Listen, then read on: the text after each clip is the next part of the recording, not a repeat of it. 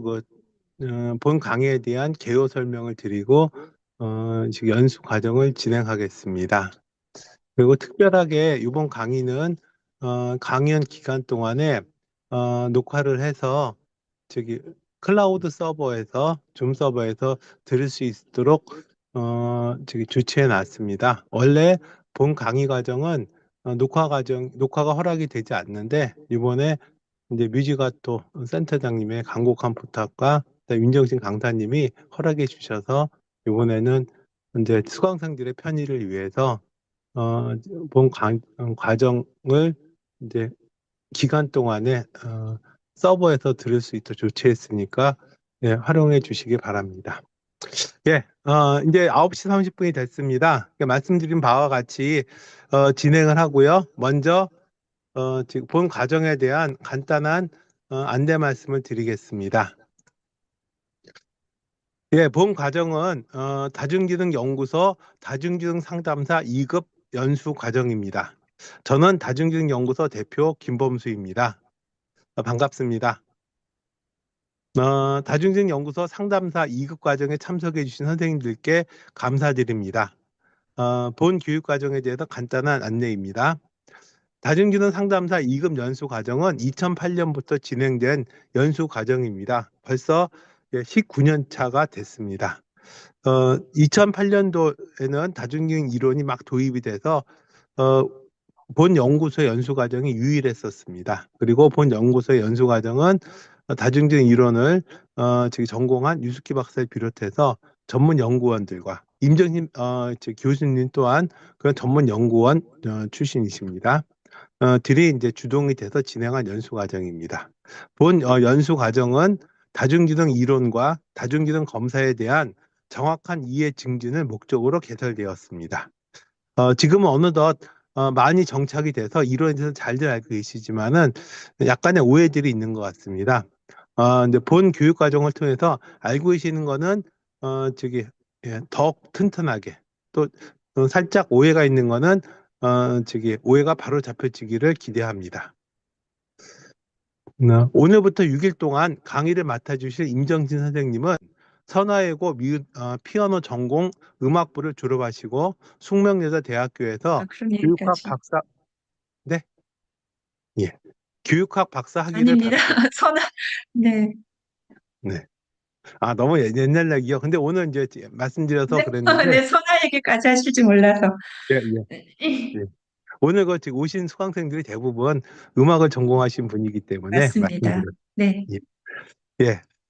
그래서 교육학 박사학위를 숙명대학교에서 이제 받으시고요. 현재는 다중연구소 교수위원이시면서 우성대학교 교수님으로 재직하고 계십니다. 엄청 바쁘신 학기 중에 시간을 내주신 선생님께 깊이 감사드립니다.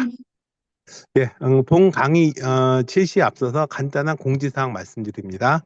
아까 말씀드린 것처럼 본 강의는 녹화로 제공되지 않는 강의입니다. 하지만 금해 교육과정을 주도한 네, 다중지능 연구소의 검사센터인 뮤지가토의 요청으로 본 교육기간 동안 특별히 강의 녹화를 공개하기로 했습니다.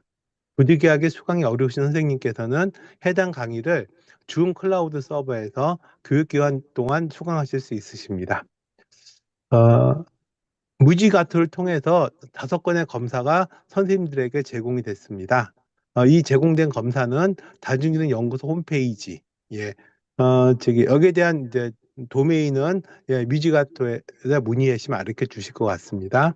다중연구소 홈페이지 온라인 검사를 클릭하고 코드를 입력하시면은 바로 진행하실 수가 있으십니다. 그리고 마지막 날 6일째는 11시까지 강의를 진행하고 1시간 동안 시험을 봅니다. 다중연구소 상담소 2급 과정의 자격 시험은 오픈북 시험입니다. 벌써 이제 9년 동안 유지해왔던 전통이고요. 아마 여러분들께서 사전 나눠드린 교재 그리고 관련된 도서들을 읽으시면은 충분히 좋은 답안을 작성하실 수 있으실 것 같습니다. 그리고 답안을 작성하셔서 이메일로 보내주시면 됩니다. 이상 연수 안내를 드렸습니다. 귀한 시간 내어 본 과정에 참여하신 선생님들과 본 연수 과정을 진행한 뮤지가토 그리고 학기 중에도 불구하고 연수를 받아주신 임정희 선생님께 다시 한번 감사드립니다. 다중지능의 세계로 오신 것을 환영합니다. 좋은 시간 되시기 바랍니다. 예, 그럼 저는 다음 기회에 뵙겠습니다. 자, 지금부터 임정 선생님한테 좋은 강의 부탁드리겠습니다. 예, 깊은 박수 쳐주시기 바랍니다. 예, 감사합니다.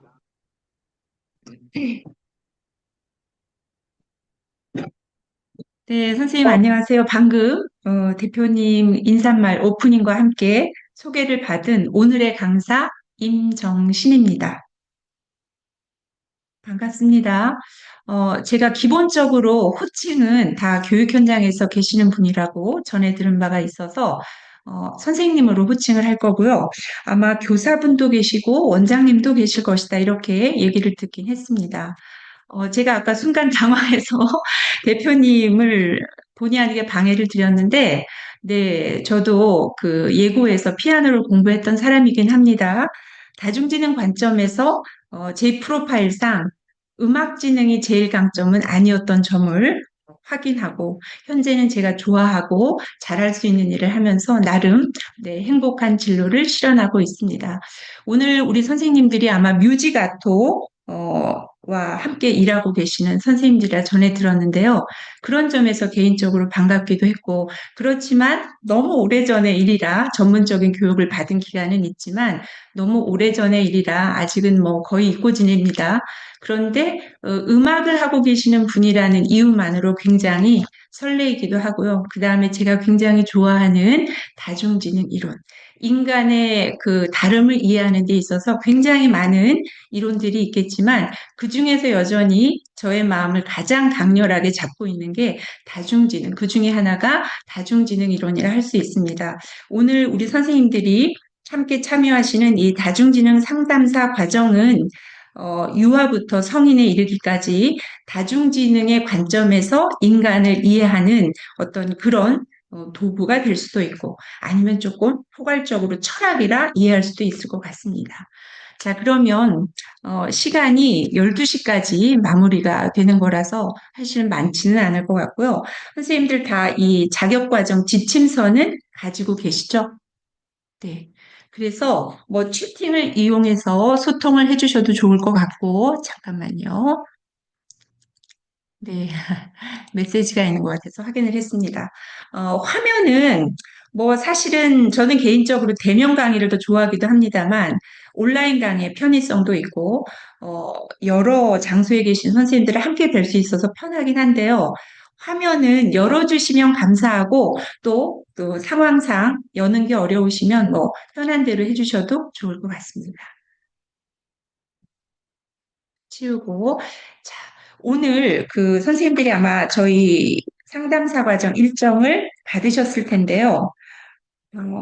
그 일정에서 어, 다중지능 이론의 이해 부분이 있고 그 다음에 초중고 다중지능 검사와 상담 첫 번째 시간 이렇게 안배가 되어 있는데 제가 볼 때는 시간상도 그렇고 어차피 검사라는 거는 유아 검사를 제외하고는 선생님들이 직접 하시는 게 아니라 어, 내담자들, 그죠? 검사에 참여하는 사람들이 자기보고식으로 검사를 하고 로직에 의해서 결과지를 받은 선생님들이 그걸 이제 해석하고 상담하시는 데 활용을 하실 거기 때문에 사실은 다중지능의 이론, 이 검사 도구의 기반이 되는, 이론적 기반이 되는 다중지능 이론을 제대로 이해하는 게 굉장히 중요할 거라고 생각을 합니다.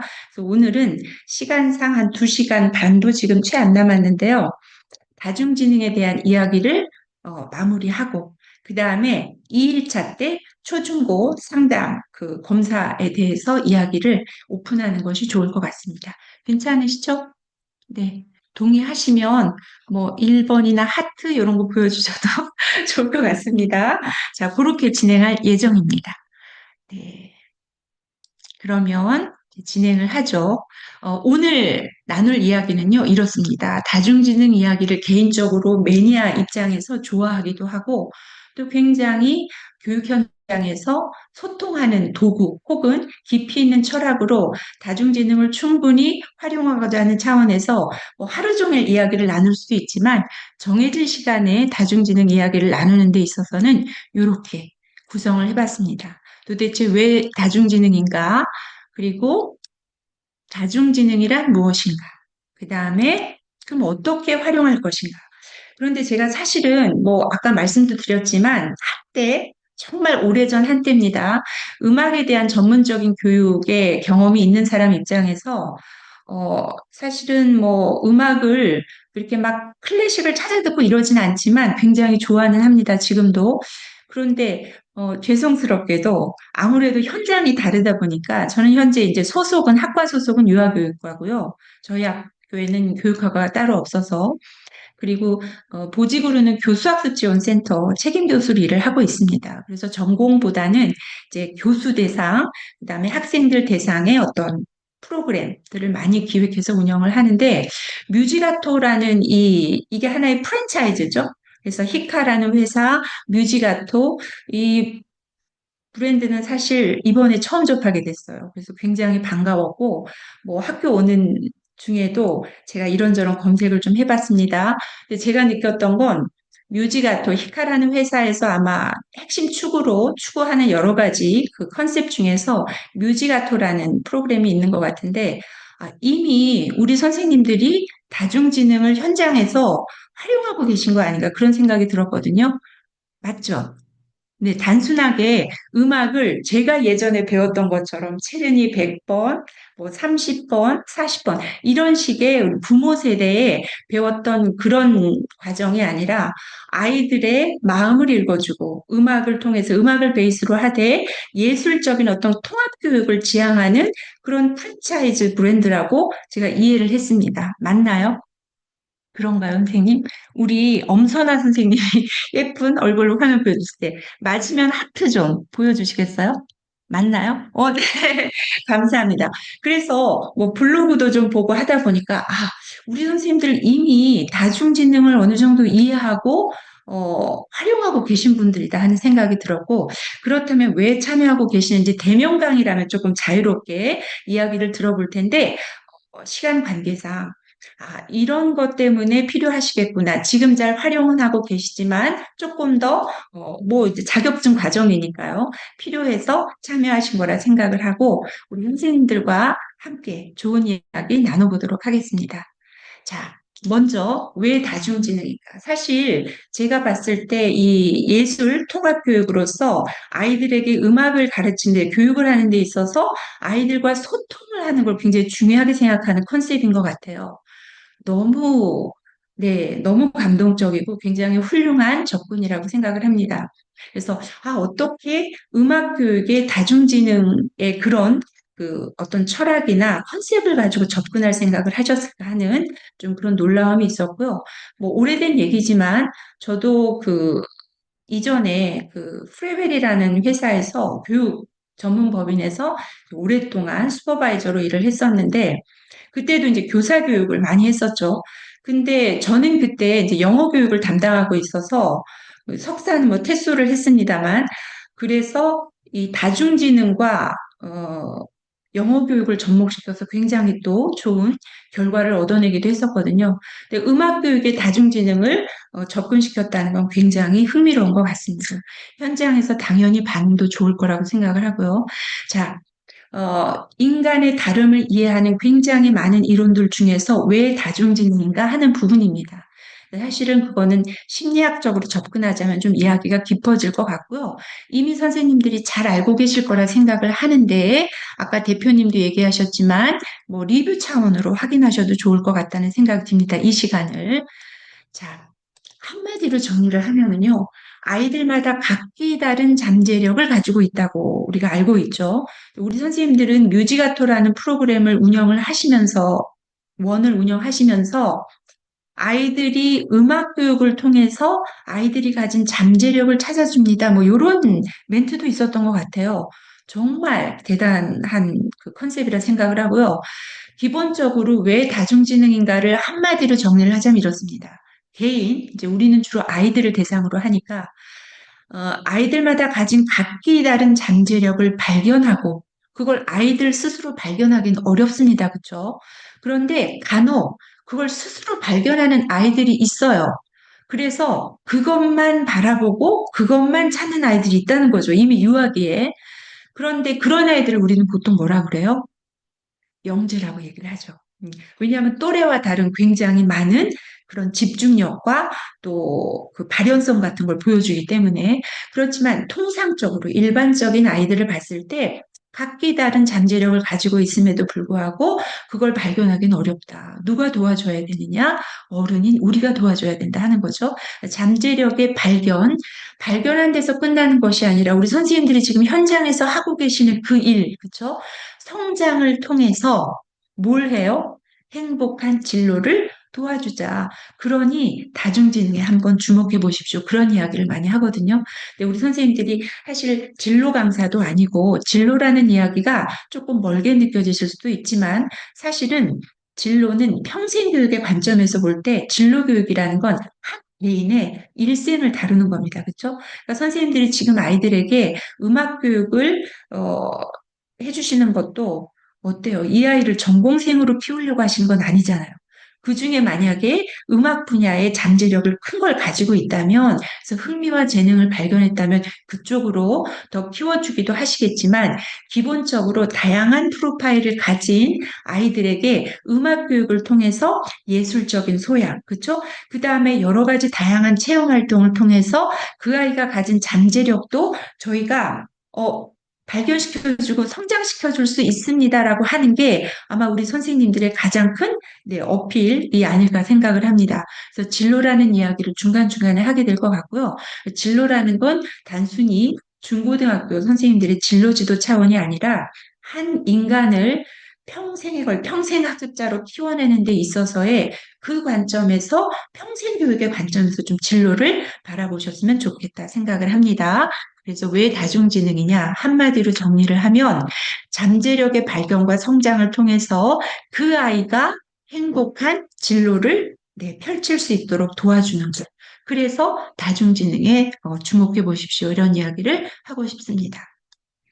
자, 그러면 진로 이야기가 나왔으니까 우리가 보통 진로 탐색을 할 때는 굉장히 다양한 조건들이 있는데 그 중에 네 가지를 꼽으라 한다면 우리 선생님들이 결혼을 하신 분도 계시고 안 하신 분도 계시겠지만 이 뮤지가토 프로그램을 운영하는 음악 교사로서 또 이 프로그램에 참여하시지만 사실은 부모일 수도 있잖아요. 그렇죠? 그래서 부모의 입장에서도 진로를 이해하는 것도 굉장히 중요하다고 생각을 합니다. 그래서 아이들을 내 아이를 키우는 마음으로 도와주신다 생각하셨을 때 진로에 좀 주목하셔도 좋을 것 같은데 다양한 조건들이 있지만 그중에 중요한 건 네 가지만 꼽으라 한다면 이게 아닐까 싶습니다. 흥미, 그렇죠? 그 다음에 재능.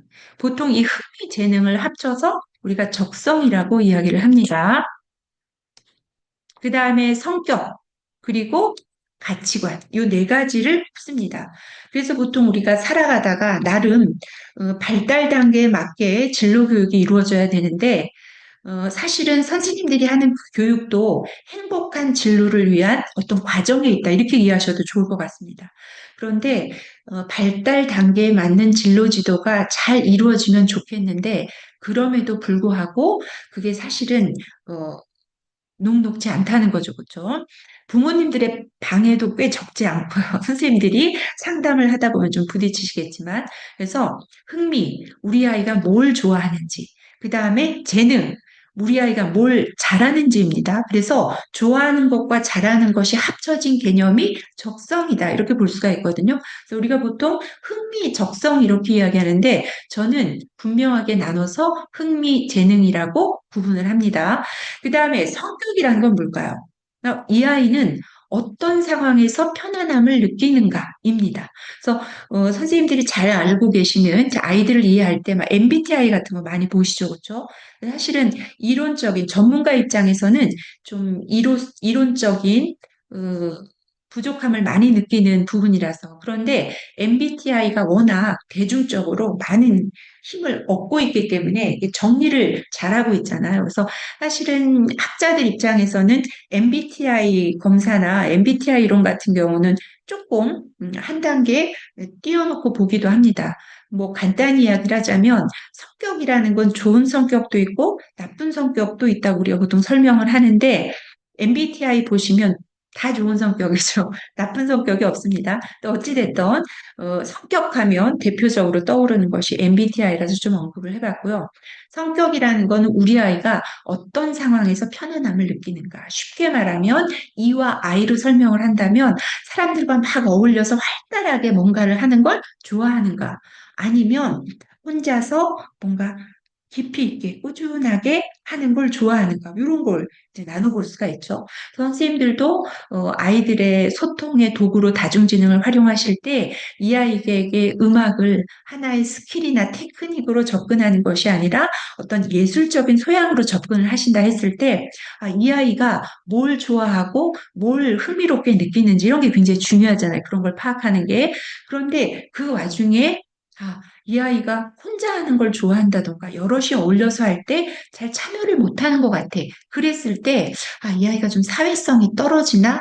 이렇게 바라보기보다는 다중지능 관점에서는 또 다르게 볼 수가 있다는 거죠. 그런데 어쨌든 성격의 입장에서 그 아이가 어떤 활동을 더 편안하게 느끼는지를 좀 이해하셔야 될 것 같고, 가치관이라는 거는 우리가 사는 데 있어서 우리 삶에서 무엇이 가장 중요한가를 이야기하는 게 가치관입니다. 그래서 발달 단계별로 진로 지도를 잘해서 진로 실현을 하고 있는 상황에서 보통 이렇습니다. 흥미, 재능, 적성을 잘 알아서 이제 사회에 첫 발을 내디뎠어요. 그래서 너무 재밌게 일을 하고 있었는데 한참 일을 하다가 커리어가 쌓이지 않고 중간에 이직을 할까? 퇴사를 해야 될까? 이 일이 정말 나한테 맞나? 회의감이 들고 퇴사를 하거나 이직을 하게 되는 시점이 뭐냐면 성격입니다. 그렇죠? 뭐냐면 내가 좋아하고 잘하는 일을 찾았다고 생각했는데 성격이 나의 직무하고 맞지 않아. 이럴 수도 있고요. 성격까지 잘 맞아서 너무 잘 지냈어요. 커리어가 막 쌓이고 있어. 그 와중에 어느 순간 또 내가 하는 일을 돌아보게 될 때 그게 바로 가치관이라고 볼 수가 있습니다. 그래서 뭐 거기에 대한 사례는 여러 가지가 또 있지만 시간 관계상 요 정도로 이야기를 하고, 자, 중요한 건 뭐냐 하면 진로교육 현장에서 굉장히 많은 연수도 받고 뭐 여러 가지 이론 탐색, 검사 도구 이런 걸 했던 많은 베테랑 선생님들이 하는 얘기가 뭐냐 하면 제가 이런저런 검사 도구는 다 접해봤고 공부도 해봤는데 아이들이 좋아하는 흥미와 재능을 찾는 데 있어서 다중지능만큼 유용한 게 없다. 이런 얘기를 하거든요. 그러니까 선생님들도 다중지능 관점에서 우리 아이가 뭘 좋아하고 잘하는지를 찾아내는 게 굉장히 도움이 될 것이다. 이야기를 합니다. 그래서 그런 점에서 왜 다중지능인가가 연결이 될 것 같고요. 선생님들이 아이들과 소통하는 음악 교육을 추구하신다면 아이들과 소통은 어떻게 해야 돼요? 아시겠지만 아이들은 집중력이 그렇게 길지 않잖아요. 그렇죠? 보통 뭐 그 학술적으로는 8분 정도 얘기합니다. 근데 요즘은 어른들도 집중력이 자꾸 떨어지죠. 그래서 뭐 드라마 같은 것도 전체를 보기보다는 쇼츠 같은 거 요약된 걸 보고 나하고 코드가 맞겠다, 재미있겠다 하면 이제 보게 되는 상황이기도 하죠. 그래서 어쨌든 왜 다중직능인가를 정리를 하자면 우리 아이가 뭘 좋아하고 잘하는지를 찾아보는데 굉장히 유용하다. 그리고 선생님들 입장에서는 그 현장에서의 현실적인 적용이다 한다면 음악 교육을 소통을 통해서 음악 교육을 접근한다 했을 때 소통의 도구를 찾아내는데 이 다중지능이 굉장히 유용할 것이다. 그런 말씀을 드립니다. 자, 그러면 다중지능이란 무엇인가를 볼게요. 선생님들이 한마디로 다중지능이 무엇인지를 정리할 수 있다면 어떻게 정리를 하실까 싶습니다. 자, 간단하게 지능의 관점에서 인간의 다름을 이야기하고 있는 게 다중지능인데요. 다중지능이 특별한 게 뭐냐면 사실은 인간의 다름을 이야기하는 많은 것들이 성격 이론인 경우가 대부분 많죠. 근데 그거는 성격 이론이 됐던 혹은 다른 여타 이론이 든 대부분 특성에 대한 이론입니다. 그런데 다중지능이 특별한 건 뭐냐면 능력을 얘기하고 있습니다, 선생님. 이건 굉장히 중요한 얘기예요. 그렇죠? 그 아이의 성향이 어떻고 특징이 어떻고 하는 것도 중요하지만 지능의 관점에서 지적인 능력을 찾아낸다는 거, 그렇죠? 그래서 다중지능 관점에서 그 아이의 지적인 흥미를 찾아낸다는 건 굉장히 중요한 거죠. 그런 점에서 다중지능이 또 우리의 사랑을 받는 게 아니라 그렇게 생각을 합니다. 그러니까 지능의 관점에서 인간의 다름을 이야기하다 보니까 지능 이야기를 잠깐 할 텐데 깊이 있게는 하지 않을 거예요.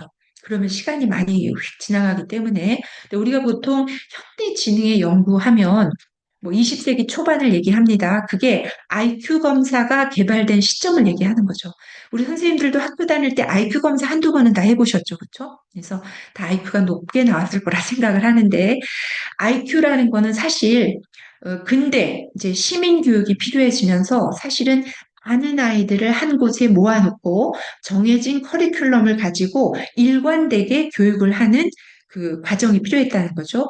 그런 교육 과정이 생겨나면서 많은 아이들을 한 곳에 모아놓고 같은 교육 과정을 가지고 가르친다. 이거는 쉬운 일이 아닙니다. 그렇죠? 그런데 그때 뭘 고민했냐면 그 당시에 프랑스의 그 파리 시장과 학자들이 어, 그 교육 관계자들 그런 얘기를 한 거죠. 아롱이다롱이 다 다른 아이들을 한 곳에 먹고 교육을 한다는 건 굉장히 무리한 일일 것이다. 그러면 우리가 학교 교육을 잘 따라갈 아이들을 찾는 게 아니라 잘 못 쫓아올 아이들을 좀 미리 선별하는 게 중요하지 않을까 이런 생각을 한 거죠. 그래서 그런 아이디어를 바탕으로 알프레드 비네라는 대단한 심리학자에게 그걸 요청을 한 거고 그렇게 해서 연구를 통해서 개발된 게 뭐다? IQ 검사입니다. 그러니까 선생님, 기본적으로 IQ 검사의 바탕은 뭐가 되냐면요. 학교 공부를 잘 하느냐 못하느냐 이 취지예요. 그렇죠. 그러니까 IQ 검사에서 다루는 지능의 영역은 특정돼 있다 그거예요. 그래서 우리가 좌뇌우뇌도 이야기를 많이 하죠, 그렇죠? 그래서 좌뇌 성향의 아이, 우뇌 성향의 아이.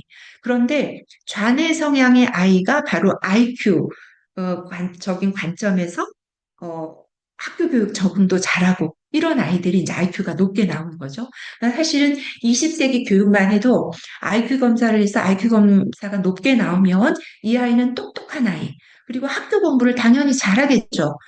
성적이 잘 나오면 어때요? 좋은 학교를 갑니다. 좋은 학교를 나오면, 좋은 대학을 나오면 좋은 직장을 가게 되고, 이렇게 그냥 탕탕대로로 이어졌었죠. 그런데 지금 21세기, 인공지능이 우리 교육자들을 굉장히 편안하게도 도와주고, 또 혹시 우리의 역할을 뺏어가는 게 아닌가, 뭐 이런 지금 우려 속에 살고 있는데, 인공지능 시대, 21세기, 그렇죠? 현대에 사실은 일부 좌뇌에 치우친 이 능력만 가지고 살아가기는 굉장히 어렵습니다. 그건 뭐 이미 다 잘 알려진 사실이고, 이제는. 그래서 IQ로 시작된 지능 연구에서 사실은 오늘 이야기하는 다중지능 연구를 우리는 이제 그 만들어낸 사람이다 이야기를 하는데 본인은 겸손하게 대표학자라고 이야기를 합니다. 연구는 나 혼자 한 게 아니다. 뭐 이런 차원에서. 근데 어쨌든 다중지능 이론의 창시자라고 하는 가드너 박사도 사실은 IQ적인 관점에서 지능 이론을 공부했던 사람입니다. 그런데 이제 의미를 가지게 된 거죠. 아니, 머리가 똑똑하다는 것, 지능이 높다는 건 왜 꼭 그 수학자, 과학자, 이런 사람들만 똑똑하다고 얘기를 해야 되지? 예를 들어서 T.S. 엘리엇 같은 대문호들이 쓴 글을 보면 도대체 어떻게 이런 작품을 쓸 수가 있지 않은 경이로움을 느꼈다는 거죠. 근데 가드너라는 사람이 개인이 기본적으로 여러 곳에 관심이 많았습니다. 특히 역사를 굉장히 좋아했었고요.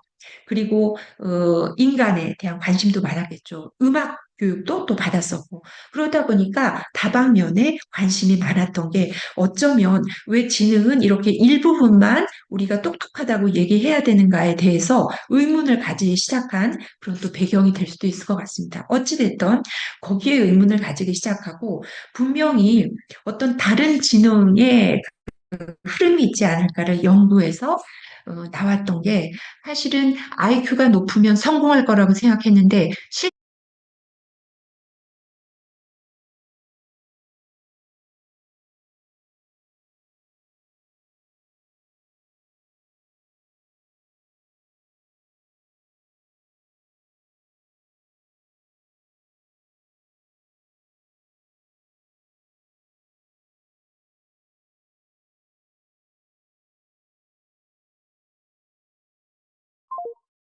실질적으로 미국 같은 데는 어때요? 종단 연구가 거의 막 20년, 30년 단위로 이루어지잖아요. 근데 IQ가 높은 아이들이 정말 성공할 것인가를 한 30년 이렇게 추적을 해서 평생을 통해 이제 연구를 하다 보니까 그렇지 않더다라는 결과가 막 나오는 거죠. 그래서 거기에 추가되고 추가된 게 이제 우리 선생님들이 잘 아시는 뭐 있죠? EQ, 감성, 그쵸? 그러니까 우리 선생님들 블로그나 이 뮤지가토 프로그램에 대한 설명들을 보니까 뭐 감정, 소통 이런 이야기를 많이 합니다. 그러니까 IQ가 다가 아니라 EQ가 더 중요하다. 뭐 이런 이야기를 하기도 하죠. 그래서 그 이후로 나온 다양한 Q들이 있습니다. 여기서 IQ라는 건 intelligence, 지능, 그다음에 Q는 quotient를 얘기하는 거죠. 그래서 지능 지수를 얘기합니다. 그래서 지수라는 건 결국 어때요? 숫자로 얘기하죠. 그러니까 IQ 검사의 초기 버전은 이런 겁니다, 선생님. 예를 들어서 10살짜리 아이가 13살짜리 아이가 풀 만한 문제까지 다 해결을 해내면 이 아이는 IQ가 몇이에요? 130이에요. 그리고 10살짜리가 풀어야 될 수준이 있는데 거기까지 못 풀고 한 8살짜리 정도 수준까지밖에 해결을 못해. 그럼 이 아이 IQ는 80. 이런 식으로 처음에는 나왔다는 거죠. 근데 이제 이것도 너무 일부 영역만 측정을 한다. 이런 이제 비판이 막 쏟아지면서 요즘은 IQ 검사도 KABC나 이런 것들은 어때요? 프로파일로 많이 제시를 해줍니다만 그럼에도 불구하고 다분히 좌뇌에 치우친 좌뇌지향적인 검사다 이렇게 이야기를 합니다. 그래서 인간은 굉장히 다양한 지능 영역을 가지고 있는데 일부 영역만 가지고 그 개인의 잠재력을 평가하는 건 잘못된 일이다. 이런 이야기를 하는 게 다중지능 이야기인 거죠. 그래서 다양한 큐들을 쭉 거쳐오면서 사실은 21세기와 가장 잘 맞는 지능의 이해는 다중지능이 아닐까 생각을 합니다. 그래서 MI라고 얘기하는 게 Multiple Intelligence. 그렇죠? 그래서 MI라고 줄여서 이야기를 합니다. 이 정도로 이야기를 하고요. 지능의 관점에서 인간의 다름을 이야기하는 거다. 그래서 다중지능이랑 간단히 이야기하면 이제 Multiple Intelligence를 얘기했고 인간의 지능은 하나가 아니라는 얘기입니다. 그렇죠? 여러 가지다. 그런데 그 여러 가지 지능 영역이 각기 다른 발달 수준으로 뭉쳐져 있다. 이 얘기예요. 그렇죠? 다양한 지능이 각기 다른 발달 수준으로 이루어진 총합체가 뭐다? 지능이다. 이렇게 보고 있습니다. 그래서 가드너 박사가 처음에 1983년에 나는 세상과 싸울 모든 준비가 끝났다. 이러면서 발표를 한 다중지능 이론이 처음에는 7개 지능 영역을 가지고 발표가 됩니다. 그게 지금 여기 보면 자연지능이 빠졌었고요. 자연지능은 1999년 거의 20세기 후반이죠. 추가된 그 영역입니다. 근데 이건 어떤 얘기를 시사하냐 하면 다중지능은 현재로서 이제 가드너는 뭐 8과 2분의 1 지능 이렇게도 얘기하는데 하나 더 플러스 되는 게 실존 지능 영역을 얘기하기도 합니다. 근데 그건 아직도 여전히 반쪽짜리 완벽하지 않은 걸로 얘기하기 때문에 아마 다중지능 연구소도 그렇고 저 개인적으로도 8가지 지능 영역만 다루고 있습니다. 근데 어찌됐든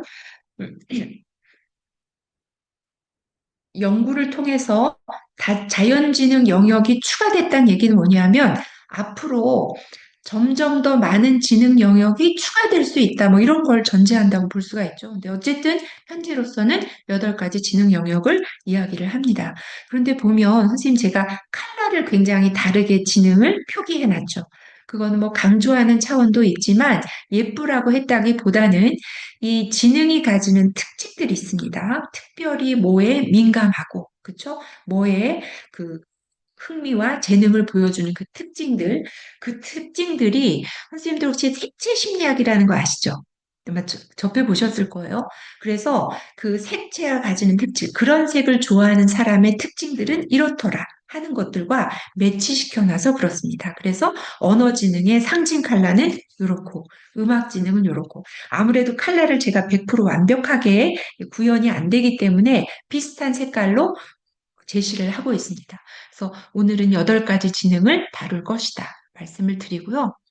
프로젝트 제로라는 거는 이제 지능 연구를 현대지능의 그 연구가 시작이 된 게 20세기 초라했잖아요. 아이크 검사, 비뇌 검사가 개발이 됐던 게 1904년, 5년이기 때문에. 그런데 지금까지 뭐 120년이 넘었잖아요. 그럼에도 불구하고 지능을 한마디로 정의하기는 어렵습니다. 근데 가드너가 다중지능 이론을 찾아내기까지 이론 연구를 할 때 뭘 생각했냐면 우리는 내가 지능 이론에 대한 공부를 많이 했지만 전통적인 관점이든지 IQ적인 관점이죠. 우리는 인간의 지능에 대해서는 아무것도 모른다. 제로부터 시작했다는 차원에서 그 프로젝트 이름이 프로젝트 제로입니다. 자, 다중지능 사례로 볼 수 있는 게 이게 이제 우리 선생님들이 뭐 소위 아롱이 다롱이 많은 아이들이 이제 선생님들의 그 원을 찾아올 텐데 음악 교육을 고퀄의, 그쵸? 조금 다른 접근의, 통합적인 접근의 음악 교육을 받기 위해서 선생님들을 찾아올 텐데, 거기에 오는 많은 아이들의 각기 다른 모습들 중에 하나가 아닐까 생각을 합니다. 자, 이 사람은 누구일까요? 만 4살이 될 때까지 말을 하지 못했고요. 만 4살이라면 요즘은 우리도 만 나이로 하죠. 그런데 이제 예전 한국 나이로 따지면 또 1살, 2살을 보태야 되니까 5살, 6살이 될 때까지 말을 하지 못했다는 건 상당히 문제가 있는 거죠. 초등학교 1학년 성적표에는 결국 어떤 평가가 내려졌느냐. 이 아이에게는 어떤 지적 능력도 기대할 수가 없다. 누굴 것 같으세요? 채팅으로 해주셔도 괜찮고, 선생님들 만약에 PC 앞에 있으면 스페이스바를 누르시면 일시적으로 해지가 됩니다. 음소거가. 이렇게 음성으로 들려주셔도 괜찮고. 누굴까요? 채팅이 있을까요?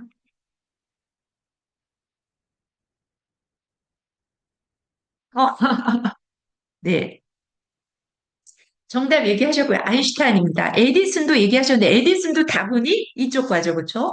그래서 혹시 선생님들을 만나러 오는 아이들 중에 아인슈타인 같은 애가 없는지를 좀 한번 보실 필요가 있을 것 같고 그렇지만 아인슈타인이 우리 인륜사에 어떤 기여를 했는지를 뭐 설명 안 드려도 알 것 같죠. 천재였잖아요. 그렇죠? 두 번째 사례를 한번 살펴보죠. 자, 이 사람은 누구일까요? 읽기와 쓰기가 곤란했어요. 리터러시가 안 됐다는 얘기죠. 이건 상당히 학교 교육에도 문제가 생길 것이고 학교 학습에도 모든 과목이 낙제예요. 고등학교 때까지. 그런데 모든 과목이 낙제임에도 불구하고 한 개의 과목은 제외됐었다 하는 겁니다. 그 제외된 과목을 힌트로 드리자면 미술. 누굴까요? 이거 정답 얘기하실 것 같아요. 시간 관계상 피카소입니다. 그래서 피카소는 이랬다는 거죠. 예를 들어서 모든 게 이제 나중에 얘기하겠지만 이미 선생님들이 어느 정도는 알고 계실 것 같아서 공간 지능이 극도로 높았던 사람입니다. 그러니까 예를 들어서 1 더하기 1은 숫자로 접근을 해야 되는데 1 더하기 1, 2 더하기 2는 숫자로 다가오는 것이 아니라 뭐예요? 형상으로 나타나는 거예요. 숫자 2는 내가 아는 누구 사람의 코 닮은 것 같고 뭐 이런 식인 거죠. 내가 아는 어떤 이미지, 어떤 물건의 옆모습을 닮은 것 같고 이런 식으로 되니까 어때요? 산수 문제로 넘어갈 수가 없는 거예요. 그러니까 이걸 우리가 이론적으로는 병목 현상이라고 이야기를 합니다. 어느 일부 지능 영역이 너무 높아서 대부분의 아이들은 들쭉날쭉하지만 비슷비슷하잖아요. 일반적인 아이들은. 그래서 국어 놀이 할 때는 그거 하자 하면 또 거기에 참여를 하고 뭐 숫자 놀이 하자 하면 그리 가고 음악 놀이 하자 그리 가고 이게 되는데 극도로 학적이 높으면 병목 현상이 뭔지는 아시죠? 우리가 왜 고속도로를 가다가도 이렇게 차들이 합류되는 길에서는 정체가 되잖아요. 그거와 마찬가지입니다. 방해를 하게 되는 거죠. 그 대표적인 인물이 피카소입니다. 그래서 사실은 모든 아이들이 태어나면서 가장 먼저 배우는 단어가 뭐예요? 엄마죠. 그런데 이 피카소는 스페인 사람이잖아요. 뭐였어요? 연필. 첫 번째 바로 한 단어가 라피스라고 하는 연필이었다는 이야기가 있습니다. 그래서 어쨌든 피카소를 다중지능 사례 두 번째로 봤고, 자, 이런 아이도 있지 않을까 싶은데요. 이런 아이들도 어쩌면 엄마 손에 이끌려서 선생님들을 많이 찾아올 수도 있어요. 훨씬 더 많은 아이들이. 자, 이 아이는요, 이제 우리나라 선생님 만나러 오는 아이랑 비슷하게 생겼죠, 그렇죠?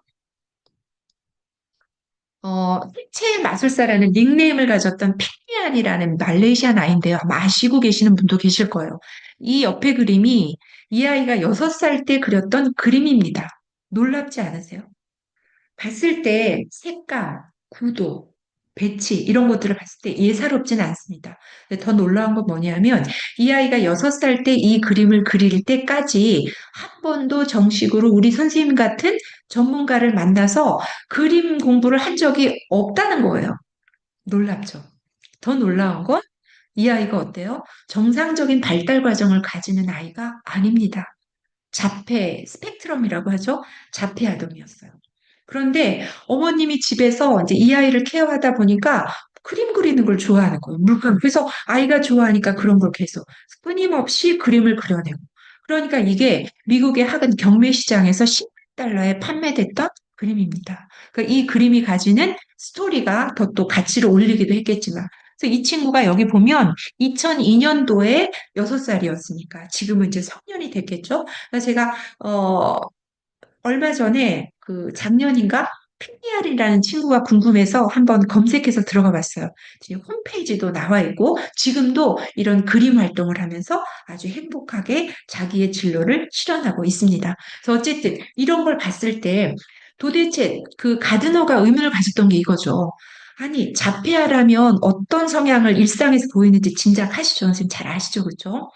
그런데 이런 아이가 이런 그림을 그려낸다. 그러면 이 그림은 똑똑함에서는 멀어지는 건가? 이렇게 보는 거죠. 그런데 우리가 보통 그런 얘기 하잖아요. 선생님들도 부모의 입장에서, 아, 우리 아이는 나도 그렇고, 우리 남편도 그렇고, 물려받은 걸 봤을 때 공부 쪽은 아닌 것 같아. 이러면서 어때요? 그 예체능 쪽으로 막 찾아가잖아요. 그쵸? 그런 점에서 예체능은 굉장히 평등했던 거예요. 어떻게 보면 학교 공부 잘 못하면 음악 미술 시켜 이게 아니었다는 거죠. 그래서 음악을 잘하는 아이들의 똑똑함, 지적인 능력, 운동을 잘하는 아이들의 지적인 능력, 이거 동일한 가치로 봐줘야 된다. 이런 얘기를 하는 게 다중지능입니다. 그래서 다중지능에서의 지능은요, 이렇게 설명을 합니다. 자, 제가 대신 읽어드릴게요. 문화적으로 가치 있는 것을 창조하거나 문제를 해결할 때 그 문화에서 유용하게 쓰일 수 있는 정보를 처리하는 생물학적, 심리학적 잠재력을 다중지능에서는 지능이라고 설명을 합니다. 말씀드렸지만 지금까지 무수히 그 유수의 학자들이 120년이 넘는 기간을 연구를 함에도 아직까지 하나로 합의된 지능의 정의가 없다는 거는 그만큼 우리 머릿속이 어렵다는 얘기예요. 그렇죠? 그런데 지능을 뭐 유형으로 구분하면 한 네 가지, 다섯 가지로 구분은 됩니다만 합의된 정의는 없다. 그렇다면 다중지능에서는 어떤 걸 지능으로 설명하고 있느냐? 이런 걸 설명하고 있다라고 볼 수가 있습니다. 선생님들 한번 보세요. 중요한 건, 자, 가치 창조, 그 다음에 문제 해결. 제가 하나로 하이라이트 해놓은 거 보세요. 문제 해결. 그 다음에 정보 처리라는 게 있죠. 자, 한마디로 지능은요, 잠재력이라고 봅니다. 그런데 어떤 잠재력이냐? 생물학적, 심리학적 잠재력이다. 정리하자면 생물학적 잠재력이라는 건 뭐예요, 선생님? 부모한테 유전적으로 물려받은 거, 다한 거. 그쵸? 그건 생물학적 잠재력. 심리학적 잠재력이라는 거는 양육되어지는 것을 얘기합니다. 그래서 자라나는 환경에서 어떤 그 환경에서 어떤 가정에서 어떤 경험의 양과 질을 가지고 얘가 자라났느냐에 따라서 만들어지는 잠재력. 그걸 우리가 심리학적 잠재력이라고 하는데요. 생물학적, 심리학적 잠재력을 우리가 지능이라고 보겠다 하는 거예요. 그런데 그 지능은 어떤 능력과 직결되느냐? 가치 창조. 한마디로 말하면 뭐예요, 선생님? 창의성이에요. 그렇죠? 그래서 다중지능에서의 지능은 기본적으로 창의성을 내포하고 있습니다. 그러니까 이 아이가 가지고 있는 다중지능 프로파일에서 제일 강점으로 나오는 건 뭐예요? 거기에 창의성도 가장 높은 걸로 나올 수 있다. 이렇게 보는 겁니다. 문제를 해결할 때, 요거는 이제 창의성 얘기는 성인 검사에서 조금 더 디테일하게 다뤄드리긴 할게요. 창의성, 그 다음에 문제 해결력, 그리고 정보 처리 능력, 그쵸? 이 능력과 직결되는 잠재력이 뭐다? 지능이라고 보는 겁니다. 그러니까 선생님 보세요. 21세기 미래사회가, 현재를 포함한 미래사회가 요구하는 인재, 어떤 거예요? 창의성 있는 인재 얘기하죠. 그리고 선생님들 프로그램 이 교육 컨셉트 보니까 창의적인 어떤 교육 활동 이런 거 얘기하던데 그렇죠? 그래서 이 아이의 창의성을 높이기 위해서 음악 교육이 굉장히 중요합니다. 예술적인 통합 교육. 그래서 예술적인 이 아이가 음악을 전공하고 안 하고를 떠나서 예술적인 소양을 키우는 게 정말 중요합니다. 이런 얘기 하시잖아요. 그렇죠? 근데 다중지능에서 접근 안 할 이유가 없는 게 다중지능에서 이야기하는 지능은 뭘 내포하고 있어요? 어떤 능력을? 창의성, 문제 해결력, 정보 처리 능력을 내포하고 있다는 거예요. 그래서 저 아이는 굉장히 창의성이 높아, 창의적이야. 이렇게 얘기할 수 없는 게 그 아이가 창의적인, 특별히 창의성이 높게 드러나는 영역이 따로 있다는 거예요. 그렇죠? 그래서 우리가 다중지능을 공부하고 현장에서 활용하실 때는 반드시 염두에 두셔야 될 게 뭐예요? 영역 특수적으로 이해하셔야 된다는 거. 그렇죠? 저 아이는 영재야. 이렇게 얘기하면 안 되고 저 아이는 어느 부분에서 영재야. 근데 다른 아이는 다른 영역은 보통 아이들보다 떨어질 수도 있어요. 그렇죠? 예를 들면 피카소처럼. 그래서 병목 현상이 일어날 정도로 너무 하나가 극단적으로 높다 그러면 당연히 그렇죠? 그런 사람들을 우리가 뭐 천재다 이렇게 얘기하는데 그래서 천재를 철학자들이 뭐라고 광기라고도 이야기를 하잖아요. 그렇게 접근을 하기도 했었죠. 그래서 어쨌든 중요한 건 다중지능에서 지능은 뭐다. 이거 굉장히 중요합니다, 선생님. 왜냐하면 선생님들이 이미 제가 볼 때 이 프로그램 선생님들이 하고 계시는 일의 컨셉을 제가 이해한 바로는 우리 선생님들은 이미 교육 현장에서 다중지능을 활용하고 계시다, 적용하고 계시다 이런 느낌을 받았거든요. 그런 점에서 선생님들이 앞으로 장기적으로 요즘 지속 가능성 얘기를 많이 하잖아요. 지속 가능한 예술 통합 교육, 음악을 베이스로 한 그런 교육을 진행하기 위해서는 다중지능에 좀 깊이 있는 이해가 필요하다는 차원에서 다중지능에서 얘기하는 지능이 뭔지는 잘 이해하시는 게 중요할 것 같습니다. 창의성, 문제 해결력, 정보 처리 능력. 그러니까 어머님들이 요구하는 우리 아이가 어떤 아이로 컸으면 좋겠다는 건 이거잖아요. 그렇죠? 다중지능을 개발시키는 게 중요하다. 이렇게 볼 수가 있습니다. 그래서 제가 한마디로 얘기하면 지능은 잠재력이다. 그런데 어떤 잠재력이냐? 이건 저의 해석입니다. 타고나 길러진 잠재력이다. 그쵸? 그렇게 이해할 수 있겠죠? 타고나 길러졌다는 게 뭐예요, 선생님? 좀 어렵게 얘기했던 생물학적, 심리학적 잠재력이라는 게 결국 타고나 길러진 걸 얘기하는 거죠. 자, 거중지능의 특징을 이해하는 거 굉장히 중요합니다. 인간은 누구나 다 8가지 지능을 가지고 있다는 걸 전제로 합니다. 그래서 얘는 이쪽 지능은 없는 것 같아라는 말을 농담 반, 진담 반으로도 하면 된다, 안 된다? 안 된다 하는 거죠. 그래서 인간에게는 이 지능 영역이 다 보유가 되어 있습니다. 필요하니까 주신 거겠죠. 그래서 지능 영역은 다양하지만 그 영역은 모두 동일한 가치로 중요하다. 지금은 이거에 대한 마인드가 많이 장착이 됐습니다만 20세기만 해도 택도 없는 얘기였고요. 그렇죠? 그래서 국영수 잘하는 아이들이 이쁨을 많이 받았잖아요. 학교에서 성적도 좋았고 좋은 대학을 갈 확률도 높았고 그렇죠? 그게 굉장히 언페어하다고 이야기를 하는 거죠. 가드너 입장에서는. 네, 지능 영역은 모두 동일한 가치로 중요하다는 생각을 요즘은 많이 하고 있는 것 같습니다만 그럼에도 불구하고 그 대학 교육 때문에 그렇죠? 대학 입시를 생각하면 그래도 어쩔 수 없이 네, 언어 논리 수학이에요. 뭐 이런 쪽으로 가기도 하는데 어쨌든 다중지능을 제대로 이해하고 활용하시려면 이걸 늘 네, 깊이 새기셔야 한다는 거. 그렇지만 8개의 지능은 어때요? 독립적이다 하는 겁니다. 그래서 뭘 시켜도 반응이 별로 없고 얘는 도대체가 잘하는 게 없는 것 같고 뭘 좋아하는 것도 없는 것 같고 그런데 거기서 포기하면 안 되고 분명히 있을 것이라는 걸 이제 찾는 게 우리의 역할이기도 하죠. 그래서 8개의 지능은 독립적이다. 그래서 이 아이가 어떤 영역에서 보통밖엔 보여주지 않고 보통이 아니라 보통에도 평균에도 미치지 못하는 어려움을 느끼고 있을 때, 이 아이의 어려움을 우리가 해결해